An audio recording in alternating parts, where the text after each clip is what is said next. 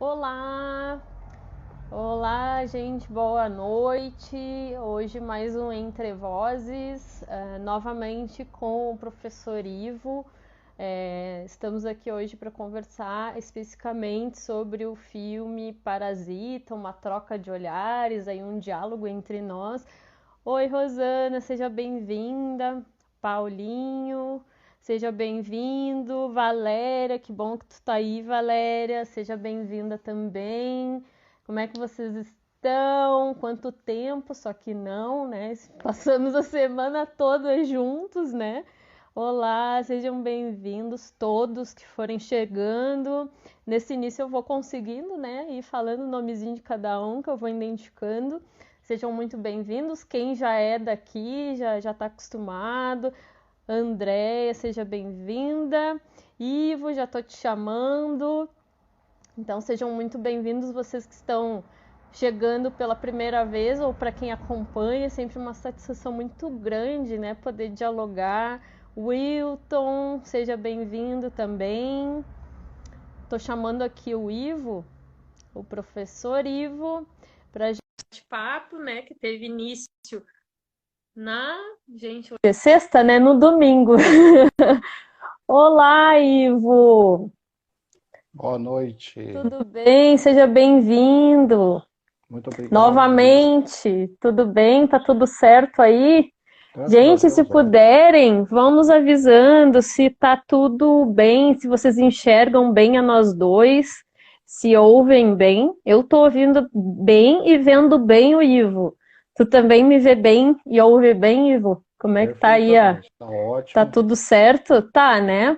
Fabiana, seja bem-vinda. Então, quem tiver por aí, quiser chamar mais alguém, eu tô com um duplo celular aqui cuidando para quem quer chegar, quem quer entrar, mesmo a partir de qualquer momento, né? Também segue aí o convite, quem quiser ir compartilhando também esses momentinhos iniciais para a gente atender essa parte burocrática, né? E faz parte do nosso ambiente aqui, né? Que a gente precisa se adaptar, mentes abertas, a editora entrou, que legal, seja bem-vindo todo mundo. Então, gente, o tempo passa rápido. É, Aqui nesse primeiro momento, quero agradecer novamente, então, ao Ivo, ao convite, né, atender, aceitar o convite de participar. No primeiro dia do nosso diálogo, só para contextualizar um pouquinho quem está chegando hoje, né? A gente já começou conversando na sexta, eu me confundi, no domingo. No domingo a gente começou a conversar sobre um pouquinho da caminhada do Ivo, das práticas dele como professor, também como escritor. Ele trouxe aqui para a gente, mostrou algumas produções dele que derivaram justamente das pesquisas, né, com linguagem cinematográfica e Bakhtin, e foi justamente assim que a gente acabou se conhecendo a partir aqui do canal também, e quando ele falou que era da linguagem cinematográfica, eu já arregalei um pouquinho o meu olho no sentido, né, eu tinha começado a falar no canal, no Bakhtin Artista, no YouTube, aproveitando, gente, só para fazer um parênteses, quem está chegando agora e ainda não conhece, além do perfil aqui no Insta do Bakhtin Artista, existe o canal no YouTube, tá? É Bakhtin-artista, o nome. Gostaria muito de convidá-los também para se inscrever, gente, é bem importante, porque além desse espaço aqui do Insta, que é onde acontecem as lives e tudo mais, até porque lives diretamente lá no Bakhtin Artista precisaria de quanto?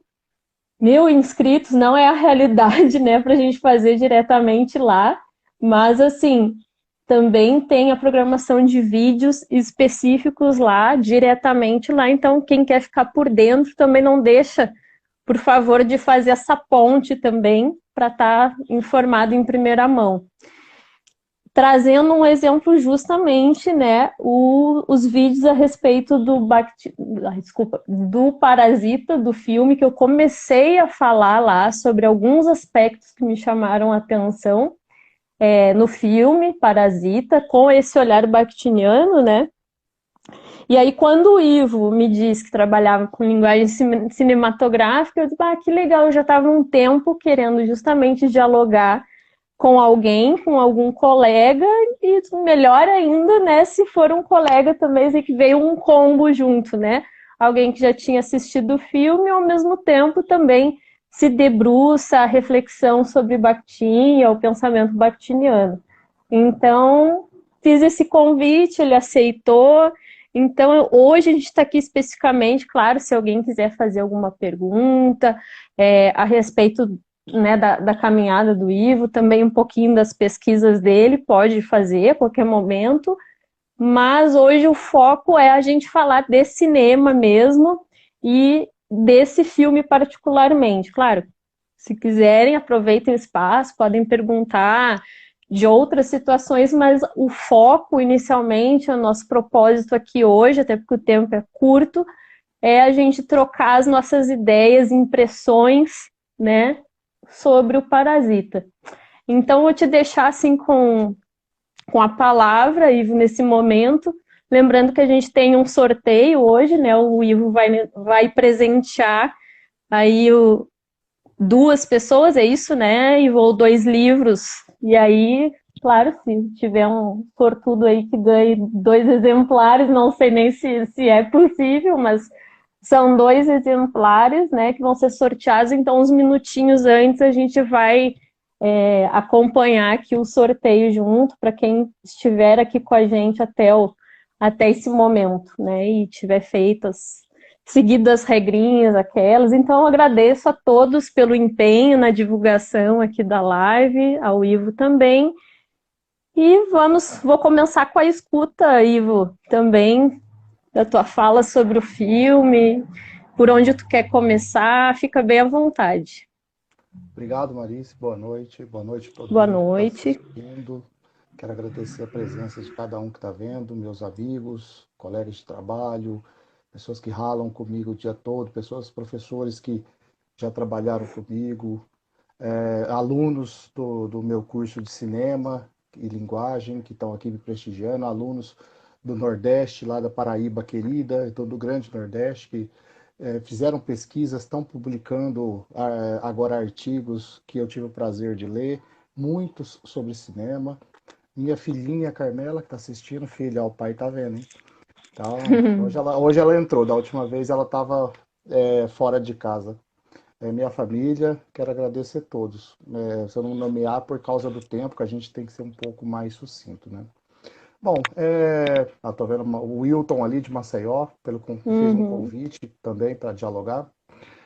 E eu quero, assim, dizer, Marisa, que o filme Parasita, ele não ganhou o Oscar à toa este ano. Para começar por aí. Aliás, assim, o Oscar não é muito parâmetro para nada. Eu gosto de sempre dizer assim, o Oscar é um prêmio, como existe o Leão de Ouro, a Palma de Cannes, o Urso de Berlim, o Kikito, que está aí perto de você, né? São prêmios internacionais. Mas de vez em quando o Oscar faz justiça. Beijo, Joyce, você entrou aí, minha irmã. De vez em quando ele faz justiça, porque, primeira coisa, ele saiu do lugar comum, que foi premiar um filme estrangeiro. Quem estuda um pouquinho de cinema sabe que os norte-americanos não gostam muito de filme legendado. Então eles já têm um pequeno preconceito com isso. Então quando um filme quebra essa barreira, ele já começa a ter um pouco de valor a mais. Né? Raros são os filmes que conseguem isso. E pela sua qualidade técnica. Porque o cineasta, agora eu vou ter que lembrar o nome, o Bong Joon-ho, né? Que é esses nomes coreanos, japoneses. Minha filha, que ama coreanos, ela sabe falar melhor que eu. Ele inovou na questão dele tratar o capitalismo no seu cerne. No problema que é gerado quando a gente passa a torcer aquilo que já aconteceu, por exemplo, no Breaking Bad, a série. A gente começa a torcer por algumas coisas que a gente sabe que não são éticas, mas que elas estão sendo praticadas em nome de uma suposta grande injustiça que todos nós passamos. Então eu acho que o Parasita ele trouxe umas discussões muito grandes, E você elencou lá nos teus vídeos do canal, de maneira até bastante didática, exemplar, porque você percebeu, mas o grande ponto do Parasita é mostrar que na sociedade do capitalismo não tem como fugir dessa relação parasitária. Sempre vai ter alguém que vai estar lá em cima, isso foi mostrado no cinema sempre. Por exemplo, outro filme que está muito em evidência é O Poço, né? Que está no Netflix. É aquela coisa, quem está lá em cima não quer deixar de estar lá em cima, né? E quem está lá embaixo está ansiosamente ansiando para subir. Então acho que Uhum, e quando uma coisa que é mostrada no filme é que às vezes existe um certo sistema predatório entre os próprios dominados. Porque, por exemplo, começa inicialmente, quem não viu o filme, o jovem que entra na casa de uma família rica para dar aula ali de inglês para outra filha adolescente, aí ele já percebe um nicho de valor, puxa a irmã para dentro da família, mas a partir desse momento ali, acabou, chegou no teto. Para empregar o pai e a mãe, eles precisaram tirar alguém das suas posições e substituí-los pelo pai e pela mãe. E aí, o que, que acontece com isso? E para fazer isso, eles usam de atitudes muito antiéticas. Então, a gente torce para que eles conseguem, porque a gente cria uma relação empática, de empatia, né, com os personagens do filme, que é uma intenção da linguagem cinematográfica. Ela te faz você ter essa relação empática com o personagem, só que ele está praticando coisas erradas ali. É igual a série uhum. Breaking Bad. Todo mundo, quem assistiu Breaking Bad, sabe que o Walter White, ele é um criminoso da pior espécie, mas está todo mundo torcendo para ele se dar bem. Esse é um efeito de linguagem que vai acontecendo. E, inclusive, por exemplo, eu estava vendo estudando até, a gente estuda para poder passar essas coisas para os alunos. Quando o cineasta Lars von Trier, ele teve uma cena e um espectador, numa entrevista, perguntou: você fez isso para nos manipular, é verdade? Ele falou: sim. Ou seja, sem nenhum decoro, é uma intenção cinematográfica fazer com que o espectador, nessa relação Bakhtin, eu coloco isso no meu livro, nesse aqui, no Bakhtin na linguagem cinematográfica, que tem uma relação entre obra, o diretor que vai produzir essa obra e o público. Ela vai circulando. Porque o filme em si, ele só é algo que estava na mente do diretor e agora está externalizado.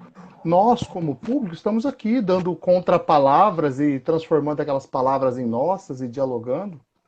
Mas isso que é o importante nesse filme, para a gente dizer de início, Marice, é um filme que ele mostra o capitalismo como ele é, nu e cru, em que as relações é quem está embaixo quer subir a todo custo, quem está lá em cima às vezes nem percebe, é uma distância tão grande, tão estratosférica, né? É um fosso gigantesco, e aí, Uhum. mas eles também são culpados por esses que estão lá embaixo.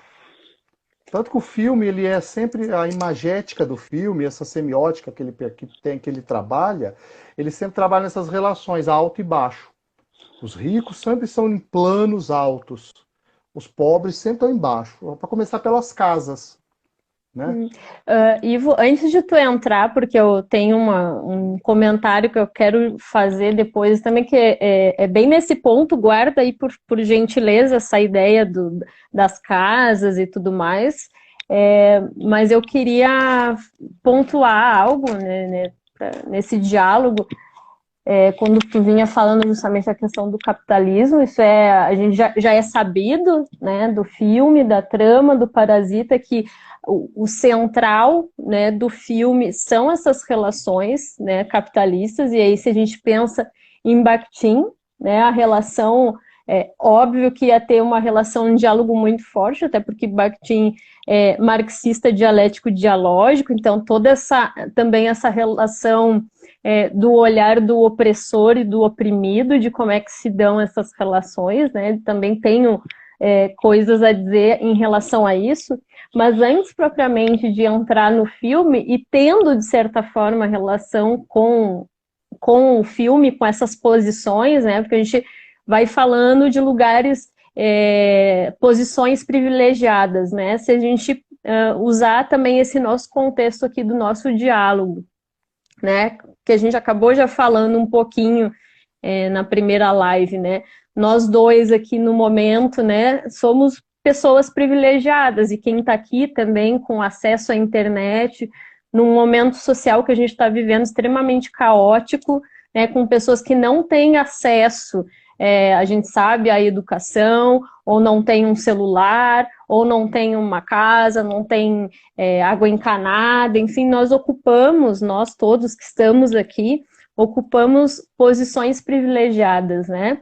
E aí a gente também se pergunta qual é a nossa postura, como é que a gente se posiciona diante da vida a partir dessas posições, né? Então eu acho que o filme faz a gente refletir, um dos grandes ganhos, né, da maestria do filme é fazer a gente se identificar quando nós somos os privilegiados que também oprimimos e quando também nessa localização de privilégio, quando a gente também sofre, né? Quais são os parâmetros de cada posição, né? E a gente ficar, porque a posição parasitária ali, ela é transitória, né? Ela transita entre muitos personagens.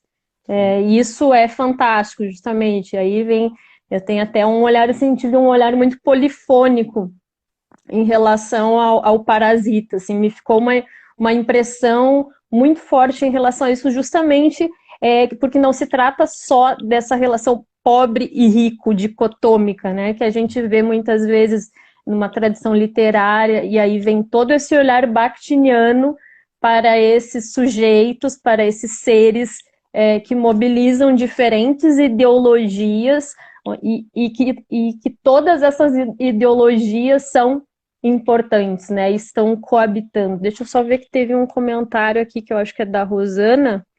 Eu vou tentando acompanhar, gente, assim, à medida que vocês forem colocando, que eu acho que é mais fácil. Deixa eu só é muito importante reconhecer o nosso privilégio social em um país tão desigual. É justamente isso. Se a gente pegar que essa situação, né? Hoje somos aqui, Ivo e eu, a própria Rosana também, somos doutores, né? Somos 3 doutores, assim como pode ser que tenha outros doutores aqui, inclusive, né? Ou pessoas que estão cursando uma graduação, que estão circulando dentro de um ambiente acadêmico privilegiado, né?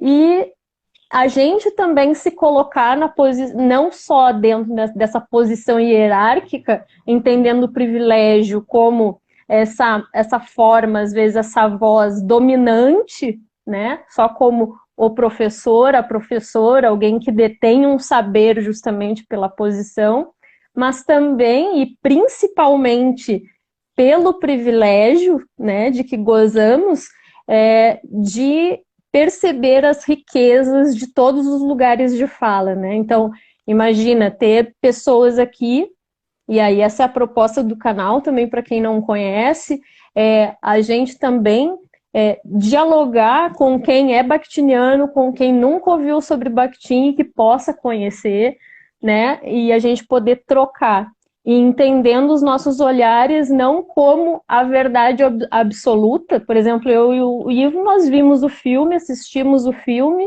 né? Mas não porque somos doutores, a gente está aqui com a verdade absoluta sobre todos os olhares enriquecidos do filme, né? Uma pessoa que nunca teve contato com Bakhtin pode ter olhares bakhtinianos, né? Inconscientes até, e extremamente ricos, e a gente poder justamente trocar e dialogar, entendendo que não há o melhor olhar, ou o pior, ou desimportante, entendendo toda essa comunhão de vozes, né? Literalmente, se a gente pensa num diálogo, né? Entender essa diversidade e esse respeito aos olhares, né? A troca, entendendo que o nosso olhar é mais um. Eu acho que assim, eu sei que ficou um discurso aqui, né?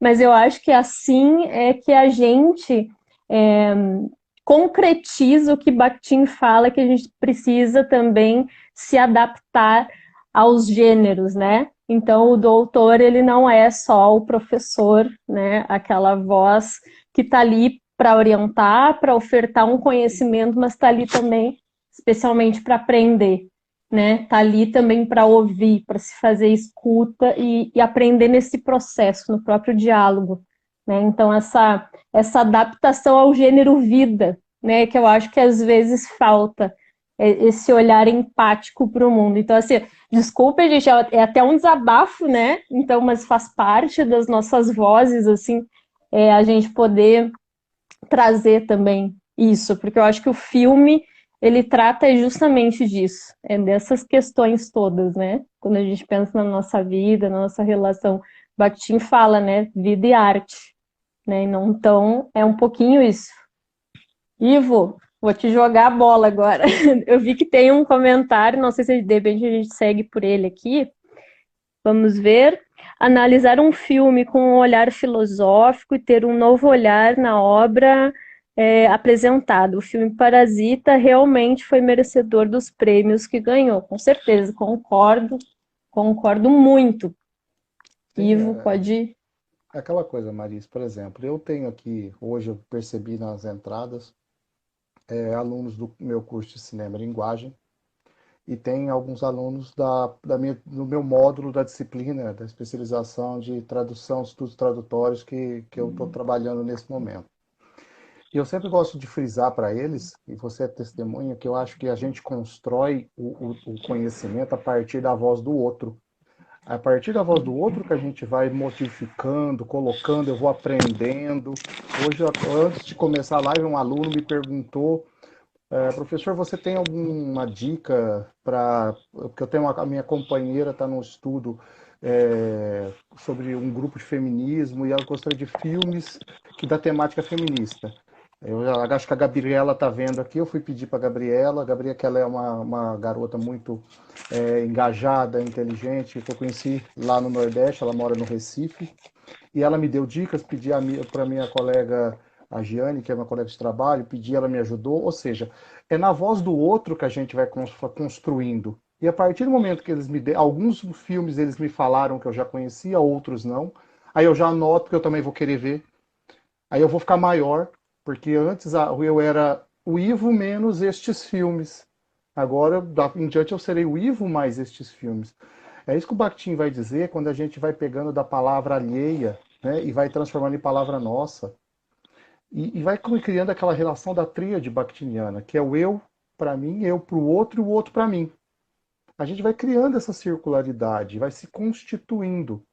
Então eu só sou agora, eu sou um pouco melhor hoje depois dessa live.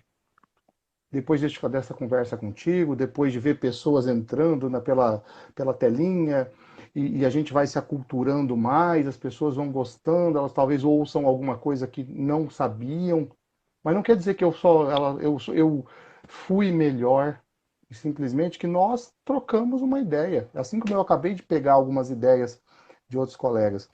E nesse quesito do filme, do Parasita, ele mostra isso numa relação assim de tomar algo, né, para si. Primeiro foi dado, por exemplo, quem vê o filme ou quem for ver, foi dado. O amigo levou o jovem da família para dentro da casa dos ricos. Ele deu aquela vaga para ele, olha, assume o meu lugar, faz isso por mim. A partir do momento, tudo começou a ser tomado como se algo lhe fosse devido. Porque quem percebe o filme, eles moram numa situação, numa casa subterrânea. E o que eu gosto muito é que a gente tem uma visão, por exemplo, principalmente eu falo isso para minha filha, ela gosta dessas novas K-pop, do músicas coreanas. Aquilo é mostrado uma Coreia que é rica, super desenvolvida, a Coreia é exemplo de educação no mundo, mas o filme também mostrou que existe uma população totalmente vivendo na desigualdade. Igualzinho aqui. É uma família que vive de ganhar um troco dobrando caixa de pizza, mora numa casa subterrânea, tem que deixar a janela entrar para a fumaça dos carros entrar para matar os mosquitos. Para pegar o celular, eu lembro que você colocou no teu vídeo, tem que subir em cima da privada. Uhum, Ou seja, uhum. aquilo que é feito do nosso dejeto, do nosso descarte, para eles é uma ascensão, né? E eles ainda estão abaixo do solo. Aí quando vai subindo, né, aquilo que você falou para guardar um pouquinho, a casa sempre dos ricos vai subindo. Todos os planos do filme, os ricos estão subindo e os pobres estão sempre descendo.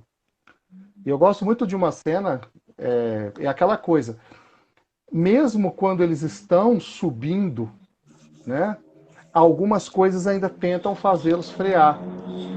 E algumas coisas assim, eles tomam uma vaga, um trabalho, uma posição de alguém que estava constituído. Porque, por exemplo, quando a mãe se torna a governanta da casa, ela tomou o espaço de outra pessoa tão necessitada quanto por meios ilícitos, né? Essa ilicitude que a gente não pode deixar, que é uma questão ética, e ela mostra assim como que o capitalismo nos leva a deixar de ver as coisas com ética. Bakhtin fala muito dessa questão ética, de pensar na vida, de pensar na responsabilidade que nós temos, né, perante a vida, né, que a gente tem um não álibi, não dá para falar, olha, eu não sabia, você vive a vida na vida, né? Então o filme ele é denunciador desse sistema, que aquele que, por exemplo, se os ricos oprimem, os pobres também praticaram opressões. Quando eles tomaram a vaga da cozinheira, da governanta, quando eles tomaram a vaga acusando injustamente o motorista de ser um pervertido, usar o carro do patrão para fazer orgia. Então, é isso que eu acho que assim, o filme ele denuncia todo mundo, né? E no final, eu gosto muito da cena final, porque ela é uma memória de futuro tremenda, né?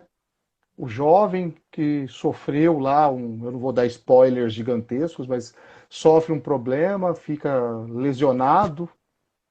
Aí ele começa a projetar num modo de futuro de tirar o pai, de salvar o pai. Mas aí ele começa a pensar no modo ético, no modo correto. Eu vou lutar, eu vou estudar, eu vou vencer, eu vou trabalhar, eu vou comprar essa casa, eu vou. Certo? Eu acho que é isso que o filme ele traz de enriquecedor. Ele nos faz transitar pelas possibilidades éticas que o cineasta, o diretor, quis que nós víssemos. Que os ricos não são só são ruins, eles são ricos. Tem rico bom, tem rico ruim, tem pobre bom, tem pobre ruim. Não é aquela coisa dicotômica que você falou. É as posições que nós tomamos perante a vida ética, que nos torna seres humanos plenos de alteridade, de empatia, que vê as relações de equidade, né? Então ele mostra isso, porque no final ninguém sofreu tanto quanto os ricos. Se for para ver um custo que foi pago, né? O rico foi o que mais pagou, porque ele pagou com a vida. Então é uma coisa que assim, minha Isso visão, é. na minha Sim. visão, assim, porque o capitalismo, assim, ela dá muita coisa, a pessoa teve conforto, o outro perdeu a liberdade, virou um ser que vai viver escondido pelo resto da vida. Mas se a gente parar para pensar, o que mais perdeu tudo, ele perdeu a vida, por meios justos ou injustos, né? Uhum. É um olhar que eu tive ali. Porque todos os outros, quem ficou vivo, tem chance de se refazer na relação ético-estético ali. Menos Uhum. aquele que perdeu a vida. Esse não tem como. Então, assim, isso mostra que, assim, que até aquilo que a gente estava torcendo por durante o filme, ele faz a gente ter que dar uma freada, né? Igual quando o ônibus está indo e ele freia com tudo, a gente tem que se prender, porque aquilo que a Uhum. gente estava esperando não aconteceu. Né? Esse é um filme que assim, ele chacoalha as nossas emoções. E isso que tu está falando, Ivo, acho que entra muito. em contato com um comentário aqui, eu acho que é Rodrigo, né?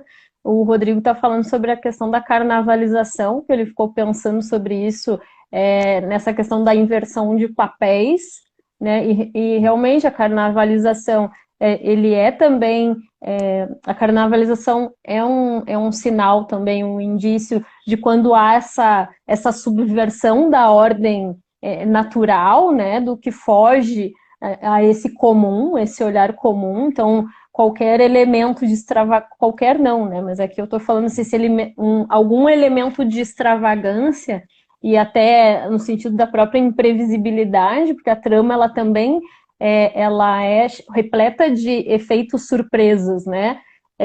A trama ela não nos permite assim andar por um lugar que é desconhecido e imprevisível. Quando a gente vai achando por um lado, acontece outra coisa que nos retira daquele lugar seguro e que a gente tenderia a pensar por onde as coisas seriam resolvidas, né? Então, esse efeito surpresa e justamente essa sensação que tu compartilhou, Ivo, né, de quem mais sofreu, né?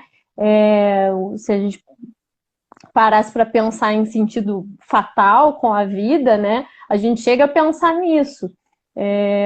Só que aí, para mim, aí eu já estou compartilhando a minha visão contigo, tá? A respeito do que tu coloca. Só que aí a gente também pensa, né? Eu vou trazer aqui o pobre, mas só para sinalizar, né? A família Kim, né? Menos abastada, né? Toquei, eles seguem vivos, mas também a que custo, né? Que vida é essa, né? E aí eu acho que eu vou mais na direção de tentar, o filme muito mais me transmite, eu não fiquei tanto pensando na questão do quem é que paga mais ou quem é que sofre mais, justamente porque todos têm um contexto ali, né, diferenciado, né? Então eu ficava tentando, às vezes, o filme me levava para um lugar muito de refletir, para assim desvendar o que seria o parasitário em cada um deles, né? O que seria o pagar mais, por exemplo, difere, né? Quando a gente pensa numa família e noutra, mas as duas pagam, né? As duas têm esse forte elemento assim de pagam no sentido de é duro, né? É duro, os dois sofrem. Mas entendi o que tu colocou como essa questão justamente dicotômica, né? De a gente ver o pobre como aquele o bonzinho, né? O moço, né? A classe mocinha do filme, o rico como alguém que está ali evidenciando só aquela voz do opressor. E a gente vê que isso no filme não é uma verdade absoluta. Isso aí é aquela transitoriedade, né? É o parasitário que habita todos nós, porque nós, como sujeitos, né, não somos dicotômicos, a gente não é só luz e sombra, nós somos essas duas instâncias, né? E isso que eu acho fantástico justamente no filme, é a forma como esse autor consegue abordar através das relações, e aí não é só das relações entre as personagens, mas entre os próprios elementos, né, da narrativa, que a gente vai vendo o baixo e o alto, né, os planos, o mais claro com o escuro, o estreito com o amplo, essas relações todas de contrastes, né, como o filme vai nos levando a refletir sobre essas diferentes posições e onde é que a gente se localiza e como a gente se posiciona, né? Eu acho que um olhar assim muito para a vida, para uma identificação com coisas palpáveis, assim, não só a gente se vê, assim, o filme claro, ele não é um reflexo da realidade, é arte, né, o propósito maior não é só refletir, mas refratar, e por isso que eu acho que ele é genial, porque ele traz essa valoração que é extremamente forte, né, desse lugar de reflexão. Bom, eu gosto de ver assim as coisas. Eu concordo com tudo que tu disse, ô Marisa. Acho que assim, quando a gente pensa num filme que fala sobre o capitalismo, não há como a gente deixar de mesurar os valores das coisas. Assim como Bakhtin dizia, que a gente começa a ver os valores axiológicos ali, né? Essa relação Uhum, axiológica que o filme traz. Então a gente começa a fazer um sistema de peso e contrapeso nesse filme. O que balanceia a equação, né? Então é isso que eu acho que o cineasta ele foi bastante rico e bastante elucidativo quando ele nos mostrou que é isso que você falou. A família Kim continua, mas em frangalhos. A família Park perde o seu arrimo total, né? Porque era o pai. Mas a família que ficou vivo também perdeu o pai, porque ele é um morto-vivo. Ele está escondido para sempre, não pode sair, né? Então, assim, eles também perderam o pai, mas o pai permanece em memória viva, porque eles sabem que o pai está vivo. Então, assim, essas relações que esse filme nos faz pensar é fascinantes.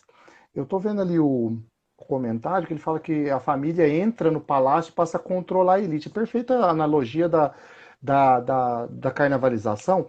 E tem uma cena que quem vai um pouquinho mais além no Batim, percebe a questão do corpo grotesco, né? Tem quando o menino chega e fala, vocês cheiram todos iguais. É aquela questão do corpo, né? Eles não deixaram de ser quatro, eles passaram a ser um.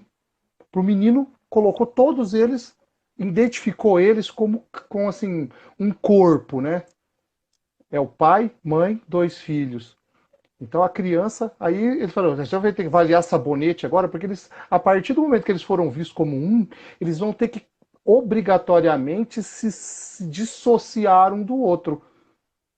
É uma família que passa a ter que se mostrar que não é família.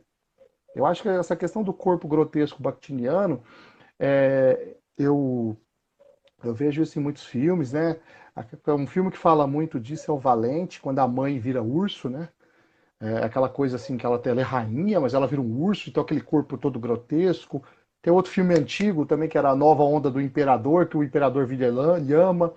Quando a pessoa ela passa a se ver de outra forma.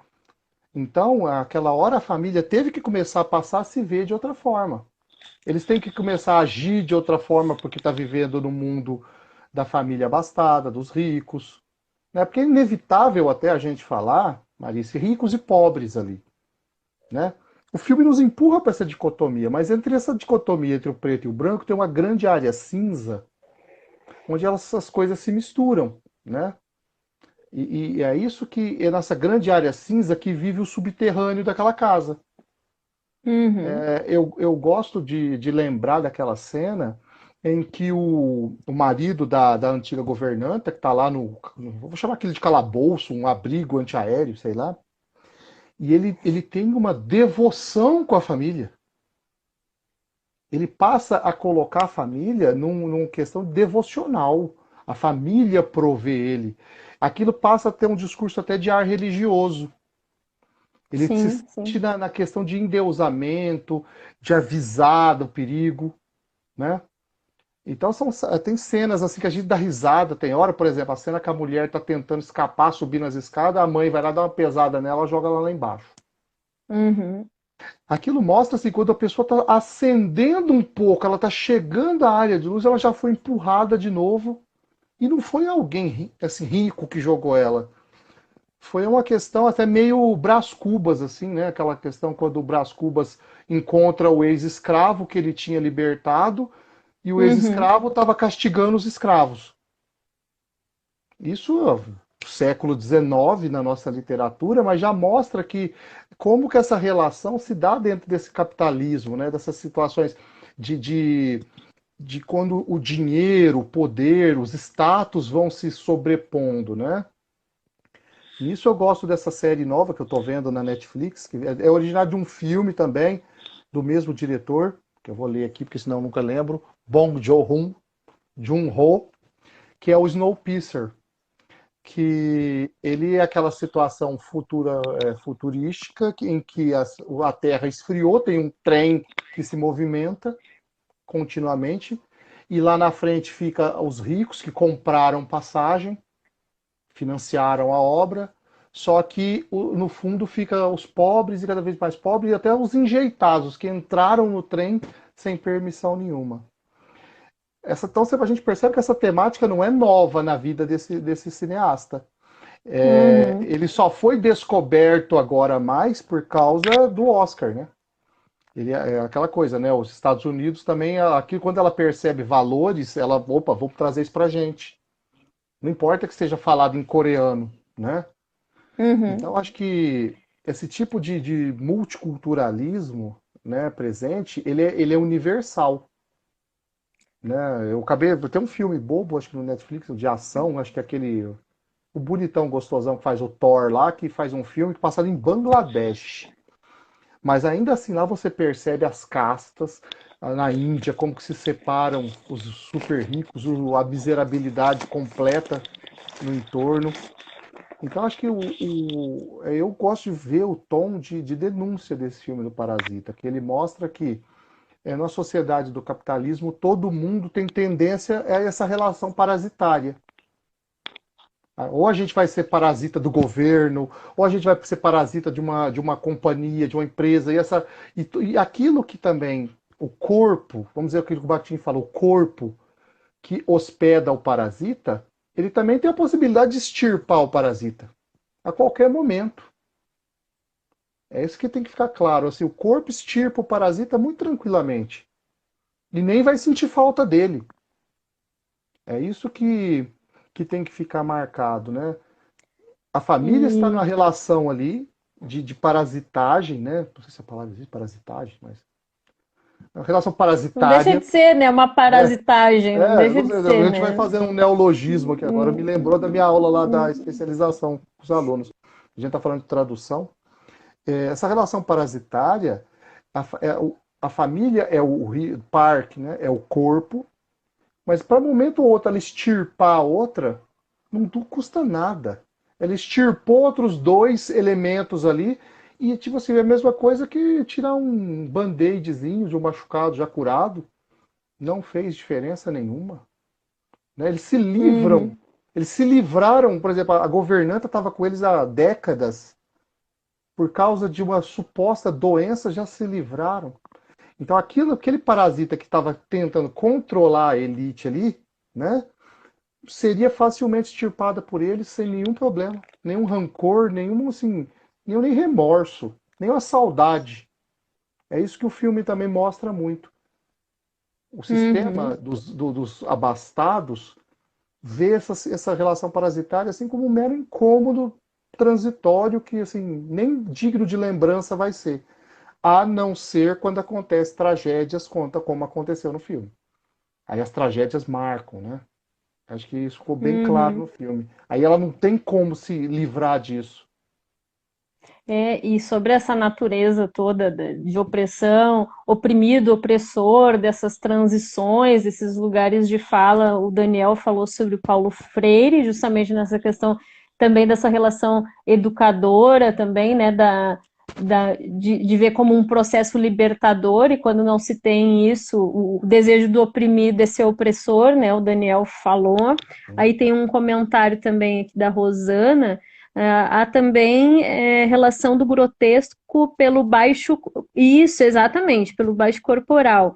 Viver no porão ou no subsolo, metaforicamente, estar na base da pirâmide e da pirâmide capitalista, justamente. O filme é um dos aspectos que eu ainda quero falar, porque realmente, se a gente for pensar nos exemplos que o filme traz, que são riquíssimos e inúmeros, para a gente ir exemplificando cada aspecto desses, né? A gente teria que fazer aí lives o ano todo para dar conta, né? Porque ele é realmente muito rico, né? E eu vou continuar falando, então quem quiser acompanhar também vai ter mais.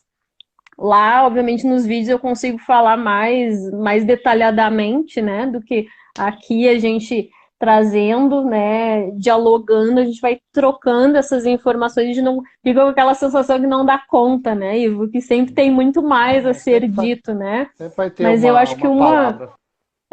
e o nosso tempo é curto. Não sei se tu pode fazer uma dobradinha depois, porque a gente tem o nosso sorteio, né? Como a Sim. gente vai ter que parar uns 10 minutinhos antes Eu, pro sorteio. eu me Mas programei se tu aqui, quis. Larissa. Hã? Depois daquela 1 hora, a gente ficar mais de 20 minutos a meia hora, né? Porque senão, sexta-feira à noite, o povão. Não, eu tô por ti. Eu tô por ti. Não, Eu digo, eu estou disponível. Se tu não, eu quiser, tô. a gente faz uma dobradinha, Não, a porque é um gente assunto continua que mais um realmente pouco. que rende, né? Qualquer coisa daí, só para avisar que se no meio do sorteio a gente finaliza, eu disponibilizo essa live aqui, e aí eu já te chamo em seguida, a gente fica entre Tá. 20 minutos, meia hora no máximo, Uhum. tá? Então, para a gente dar uma sequência, falar alguma coisa que tenha ficado ainda o ímpeto de ser dito e não foi, né? É... Ah, tá. Uma coisa que eu fiquei pensando aqui, com a minha voz assistente aqui do meu lado também, Eu é que já a vi, gente pode eu já vi a fazer, sombra da sua já voz aí, ver mais do que a sombra, né? da sua simbiose. Da minha simbiose aqui do lado. Então a gente pode, inclusive, fazer o sorteio na dobradinha, porque a gente de repente não interrompe o fluxo das ideias. Então, pode ser, gente, não tem problema. Aí a gente segue ali, eu vi que tem um comentário, as tragédias, deixa eu já acompanhar, porque senão a gente perde os comentários. Aqui já. Também vejo o contrário, a Rosana, né? O rico como parasita quanto à exploração da mão de obra do pobre, com certeza, com certeza. É justamente essa transição, né? Que a gente vai percebendo que não é essa relação dual muito bem delimitada, né? Ou só o rico ou só o pobre, e ainda estou classificando assim, porque a gente vê, tem umas relações bizarras até, a irmã, né? Quantas vezes a gente vê ela também menosprezando o irmão, né? Zombando dele, né? Que ele não reage lá no início da narrativa, e aí, bom, são duas pessoas que convivem juntas, né? Não é mais uma subjugação em É que termos de cada, classe, né? é que cada um ali tem uma posição, que ele vai, vou retornar nessa palavra.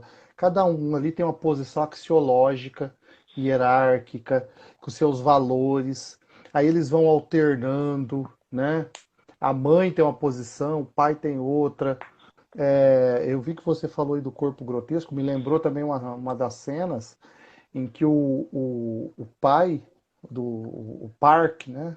Ele fala assim que ele gosta muito da governanta, só que ela come demais, né? Uhum, Essa relação, só que ele não sabe que ela está alimentando o outro, né? O marido uhum, que está escondido, que esse tipo, os níveis vão descendo cada vez mais, né? E são uhum, níveis dentro de níveis. A gente acha que o limite da pobreza é a família que está ali se infiltrando, mas dentro daquela relação ali parasitária ainda tem alguém pior ainda, né? uhum, Que nem poder sair para ver a luz pode, né? Sai de uhum, vez em quando na ausência da família. E acho que uhum, essa, assim, essa questão levantada dos ricos também só vive uma relação parasitária, porque isso é marxismo, né? Porque se não tivesse a classe proletária, você não teria toda aquela produção que vai elevar a burguesia, né? Então, a relação, eles precisam disso, né? Então, acho que o filme ele mostra todas essas relações de uma maneira assim que não tem como você não ver. Eu acho que é até inevitável, porque assim é feito para a gente ver os pobres e os ricos, né? Acho que se tem uma intenção ali é marcar bem isso. Olha, uns têm igual o Brasil, por exemplo. 10% da população tem 90% do capital. 90% da população tem 10%. Eu estudava isso quando eu era menino nas minhas aulas de geografia. Pegava o meu livro Melienhadas e uhum, ainda estava escrito lá. Se eu abrir hoje, que tenho 30 anos a mais, ainda continua escrito lá a mesma coisa. Não uhum, importa qual sistema de governo tenha passado. Se mudou foi de 11 ou para 11 ou para 9, né? Então, isso a gente tem também uma Coreia como exemplo, mas ela tem problemas sérios. Depois, quando eu acabei de ver esse filme, Marisa, eu fui pesquisar. Porque a gente quebra um pouco as nossas visões que nós temos, né?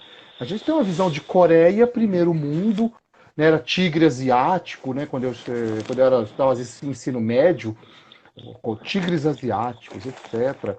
Só que eu descobri que a Coreia tem uma população de 800 mil pessoas nessa condição que a família Kim vive. Do subemprego, da pobreza, de viver. por exemplo, por causa do medo Coreia do Norte e Coreia do Sul, aquelas casas são muito populares lá, por causa de ficar no subterrâneo, né? Isso é uma leitura que eu fiz. Então, assim, esses medos são mostrados no filme e são revelados, né? Por isso que eu falo, é um filme de Uhum. denúncia também. Olha, não idolatrem um lado capitalista da Coreia, enquanto ela tem esse capitalismo, ele é feito pisando, né? E aquilo que foi dito, né? Acho que você falou, o Daniel falou, Paulo Freire, o sonho do oprimido é se tornar opressor, porque ele não teve uma educação de liberdade, né? E ainda que a Coreia seja referência em educação. Mas aí a gente vê que o filme mostra que, por exemplo, só num país que nem a Coreia, vamos dizer assim, que o filho do pobre pode dar aula de inglês para a filha do abastado, porque tem uma. Aí você percebe que tem uma educação de qualidade, sim, tem, mas ela não consegue tirar todo mundo da pobreza.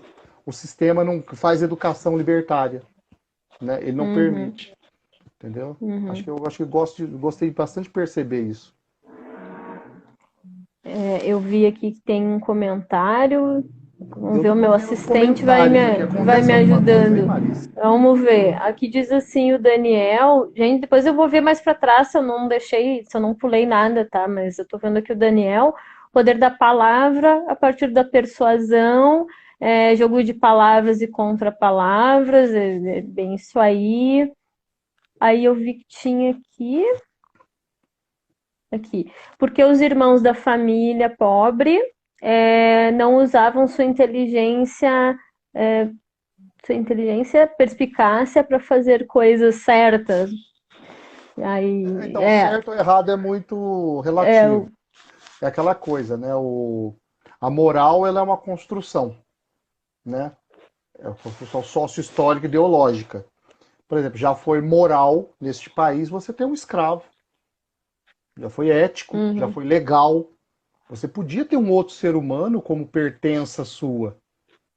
Mas hoje, opa, você tem um escravo hoje? Que coisa absurda, abjeta, é imoral, é ilegal. Então, assim, quando a gente fala sobre por que eles não constroem, usaram essa inteligência, a denúncia do filme, acho que ele é revelador em dizer o seguinte, que por mais que você lute, vai chegar um ponto que você não vai conseguir passar, porque o sistema capitalista não vai permitir, né? uhum, Nesse filme dessa série que é inspirada no filme do mesmo diretor, da Snowpiercer, ela fala que quando eles fizeram uma revolução no fundo do trem, eles só, mesmo com muitas mortes, eles só conseguiram avançar 3 vagões. E o trem tem 1001. Ou seja, ou há um limite que não tem como ser ultrapassado dentro do capitalismo. Por mais que a gente se esforce, né? A gente estava falando das nossas condições sócio-históricas. Eu sou filho, minha irmã está assistindo, ela é prova. A gente, uma família pobre, rala, e isso que estuda muito, trabalha muito. No máximo que eu consegui me tornar um professor, estudei muito, fiz mestrado, doutorado, estudo, né? O Clóvis, o filósofo, fala, para que tanta cenoura, né? A gente cata cenoura, pega, compra. Eu cheguei a um ponto de ter conforto na vida, riqueza, que é isso que imagina. Ainda está muito distante de um ponto desse, que o capitalismo vai permitir que um professor seja ao ponto de se considerar rico, né? Se considerar abastado. Então, por mais que os irmãos possam ter inteligência, eles têm inteligência para atingir a determinadas posições dentro da sociedade, né? E aquele momento de desespero, eles estavam num momento de desespero ali. Porque assim, quando a família tem que trabalhar um dia para comprar a própria comida do hoje, ela vive uma relação de desespero, né? A gente está numa pandemia cuja discussão é essa o tempo todo. Olha, as pessoas estão morrendo de fome porque elas não podem sair de casa, mas se não sair de casa não ganha dinheiro, se não ganha dinheiro não come, aí morre de fome. Aí você escolhe, morre de Covid ou morre de fome, né? Num país pobre como o Brasil. Então, acho que essa questão da pergunta, mostra isso, a moral ali. Aí, só que durante o filme, eles vão percebendo também que eles estão fazendo atitudes imorais. Mas a questão é, olha, eu tenho que comer, eu tenho que viver, né?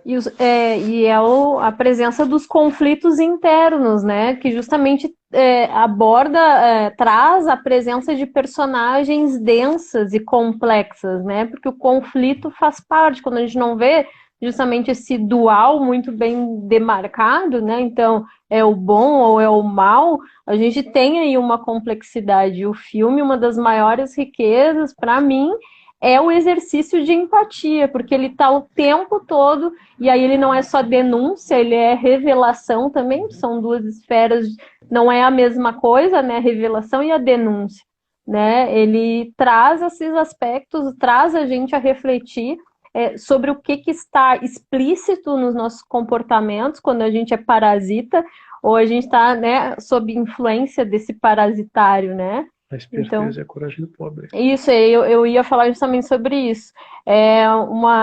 Só para finalizar assim, esse momento aqui, eu me lembrei da fala da Alto da Compadecida, né? Quem tem a familiaridade também com o filme, né? Tem um momento do julgamento lá da Nossa Senhora, que ela, quando o João Grilo está dizendo assim, não, eu mereço sofrer mesmo, porque eu fui uma pessoa má, né?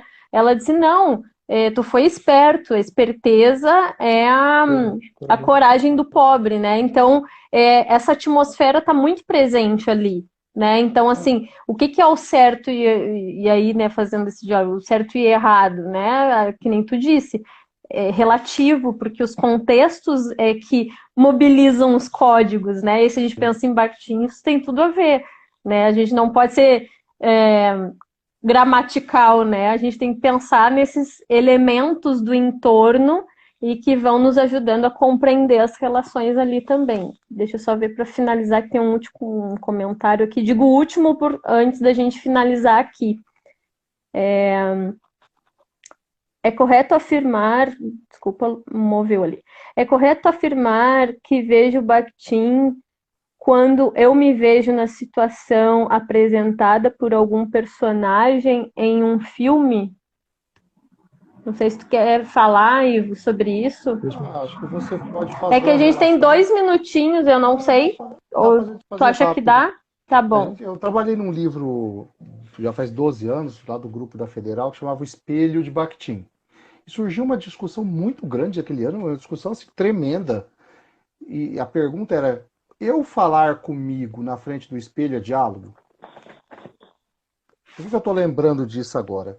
Porque quando você, aquela relação com o Bakhtin vai dizer assim, o cinema ele reflete, mas ele também refrata. Ele é uma força centrífuga e uma força centrípeta. Da mesma forma que ele puxa você para dentro, você se reconhece na obra, você se vê empaticamente num personagem, né? Da mesma forma você vai ter coisas que te afastam. Então, assim, é uma relação de forças. Você é atraído por uma força que o cinema colocou. Lembre-se que o Lars von Trier falou, ele manipula, ele é um cineasta, ele manipula você, né? Eu. Só que também nós, às vezes, não nos permitimos sermos manipulados. Então, acho que a pergunta vai muito nesse aspecto. A mesma forma que a força centrípeta te puxa para dentro do filme e você se sente engajado, né? É igual assistir Velozes e Furiosos, você sai acelerando quando está dirigindo, lá sentado no cinema, você está mexendo os pés com aquelas cenas super rápidas de carros. Mas tem coisas que você também se sente totalmente afastado, né? Então, essas questões que... A semiótica gremasiana trata muito disso, né? Você ser atraído pela manipulação, pela sedução. Eu não gosto muito do Greymar, não, mas eu lembro, eu fui 1 ano greymasiano. Então, Marisa, acho que se der tempo, eu continuo. Acho que é isso. São forças. A gente faz na dobradinha. Eu vou interromper provisoriamente, tá, gente? Quem puder, vai ser um prazer a gente continuar na dobradinha de mais uns minutos com o sorteio. E a gente segue falando aqui mais um tempinho para a gente poder finalizar sem ser esse corte aqui, né, na nossa cara, né, Ivo, e quem tá por aí. Então, até daqui a pouquinho. Disponibilizo e já volto. Ótimo. Tchau, tchau. Obrigada, gente.